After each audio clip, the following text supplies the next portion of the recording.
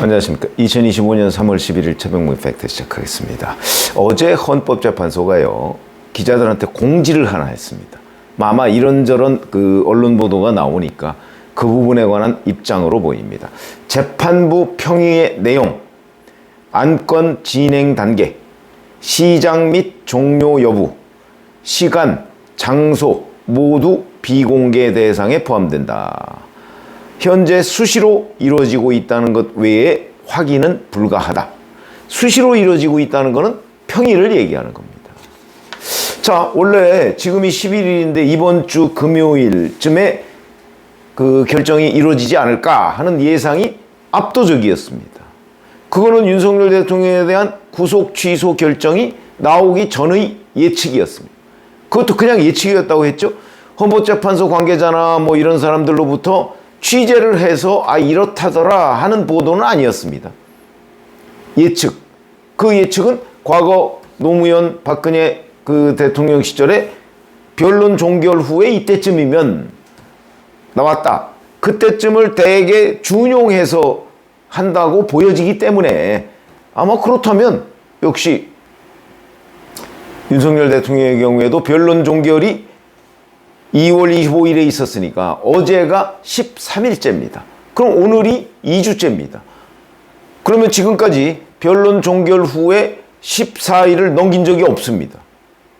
그러면 넘겨서 이번 주말에 금요일에 한다는 것은 지극히 합리적인 예측이었다.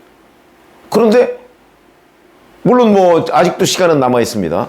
대개 2, 3일 전에 공지한다고 하니까 오늘이나 내일쯤에 뭐 14일 한다 이렇게 공지할지 모르겠으나 그럴 것 같지 않다 이런 얘기들이 또 헌재 주변에 돌고 있습니다.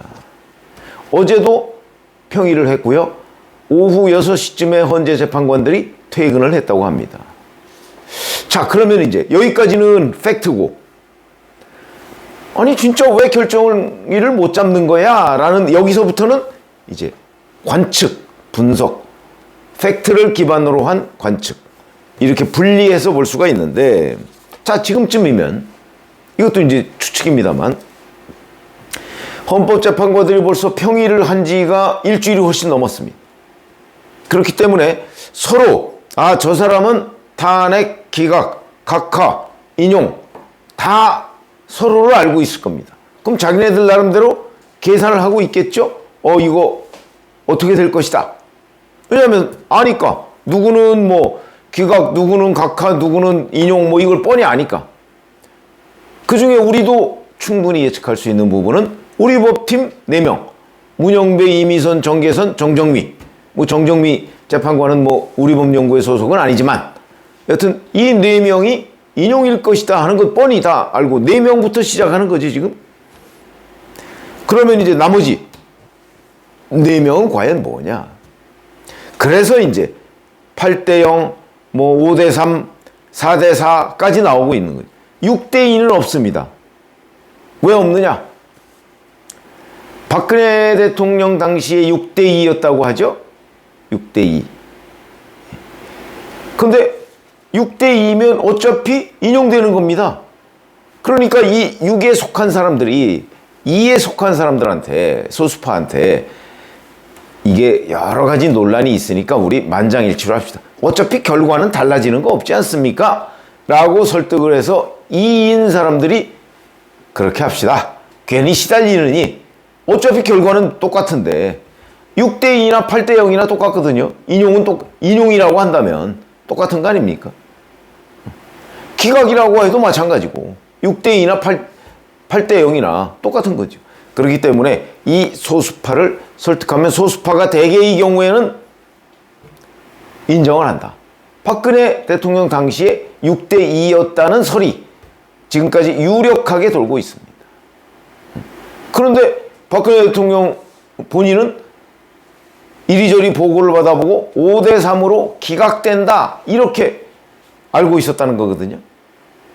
뭐 지금도 윤석열 대통령 측은 아마 기각으로 알고 있을 겁니다.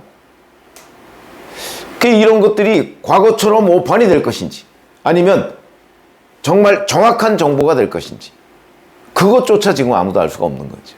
근데 어찌됐든 간에 지금 평의를 계속했기 때문에 재판관들은 알고 있을 것이다. 이 시점이면 몇 대 몇인지. 만약에 근데 여기서 이제 또 경우의 수를 좀 따져보자고요. 전원일치다. 이러면 망설일 이유가 없죠. 날짜를 못 잡을 이유가 없습니다. 전원일치인데요. 뭐 8대0. 그게 뭐 탄핵 기각이든. 근데 기각이 그럴 일은 없고 인용일 경우에 8대0이겠죠. 왜냐하면 4명은 기본으로 인용이니까. 8대0이라는 거는 다른 4명도 동의했다 이런 의미가 되는 거니까. 인용 8대0. 그럼 망설일 이유가 없을 겁니다. 그냥 뭐 누가 뭐라고 하든 하면 일단 국면이 대선 국면으로 바뀔 테니까. 그럴 거. 근데 그러지 않는 걸로 보인다 지금. 날짜를 못 잡고 있다.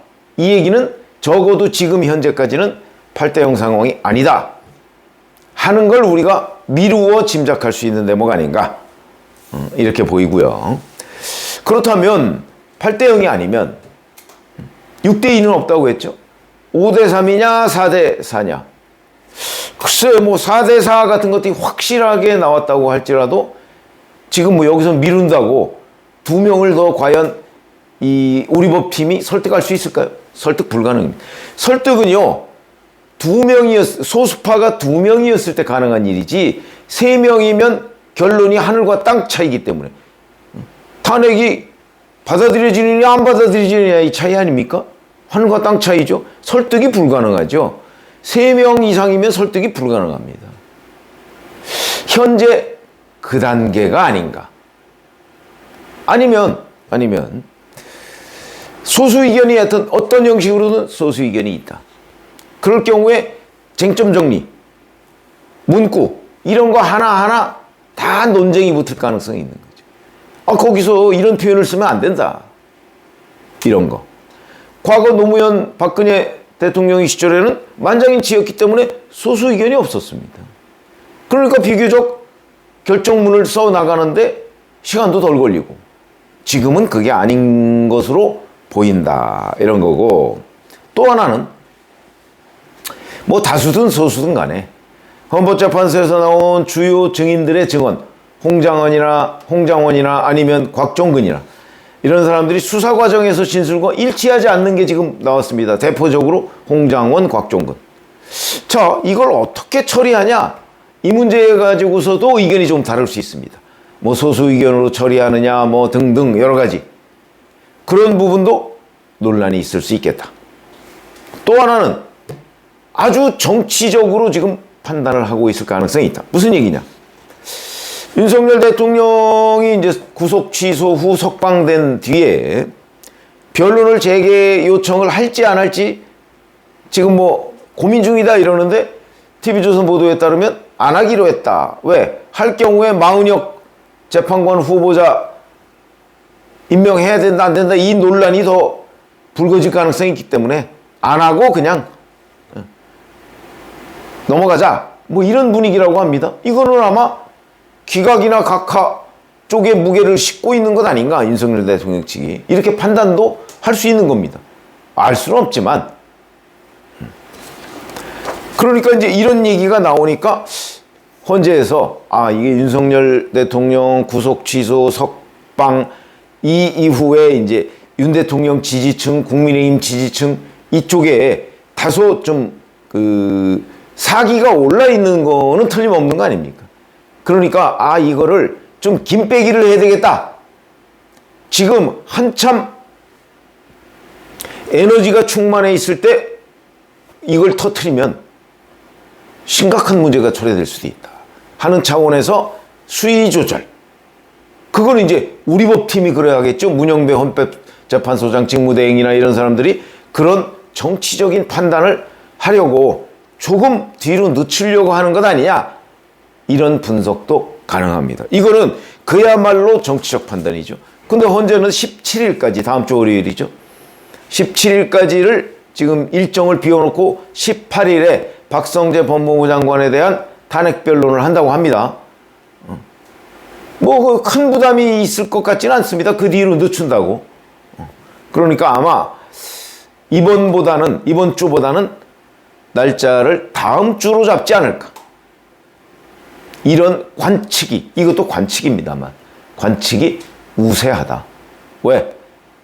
지금은 한참 윤석열 대통령 쪽의 기세가 올라 있으니까 이런 가운데 그 결정을 했을 때 여러 가지의 그 어떤 문제가 생길 소지가 있다. 아마 이런 고려를 하고 있는 것 아닌가. 뭐 이런 생각이 들고요. 제가 이거 팩트와 분석을 이렇게 나눠서 말씀을 드렸는데 언론 보도들도 뭐 사실은 중구난방입니다. 근데 제가 보기엔 뭐 이런저런 모든 걸 종합해서 판단해 보건데 아마 이번 주는 넘기지 않겠는가. 아직까지 공지를 안 했습니다만은 그렇게 되면 또 많이 넘기진 않을 거다. 그러면 아마 다음 주 금요일 뭐 이런 정도 하지 않을까. 뭐 이렇게 예상이 됩니다. 그거는 뭐 함께 지켜보는 것 외에는 현재로서는 헌재에 대한 취재가 잘 되지 않고 있다 하는 말씀을 드립니다. 고맙습니다.